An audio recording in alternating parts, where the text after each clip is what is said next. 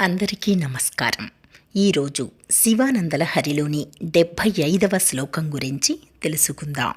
ముందుగా స్వామిని స్తుతిస్తూ ఓ ప్రార్థనా శ్లోకం.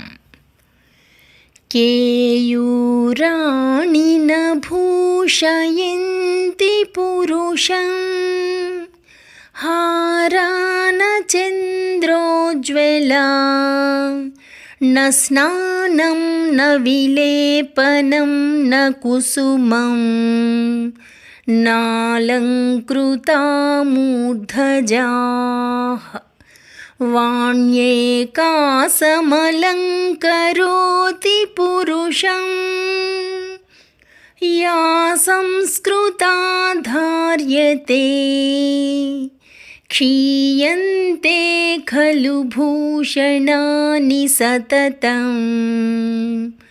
వాగ్భూషణం భూషణం. ఇప్పుడు శివానందల హరిలోని 75వ శ్లోకం. ఓం నమః శివాయ. కళ్యాణినాం సరసచిత్రగతిం సవేగం సర్వేంగితన్యమనఘం ధ్రువలక్షణాఢ్యం చేతస్తురంగమధిరుహ్య చరస్మరారే నేతః సమస్తజగతాం వృషభాధిరూఢః. ఈ శ్లోకము యొక్క అర్థమేమిటంటే,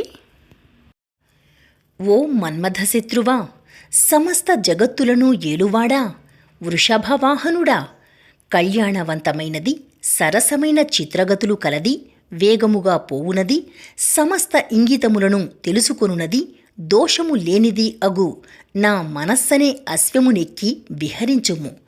ఓ మన్మథవైరి, సకల జగములకు ఏలిక అయిన దేవా, వృషభమును అధిరోహించినవాడా, శుభప్రదమై చిత్రమైన గతులు కలిగి అత్యంత వేగముగా సంచరించునదై ఇంగిత జ్ఞానము కలది, దోషరహితమైనది అయిన నా మనసు అనే అశ్వమును నీవు అధిరోహించి విహరింపుము.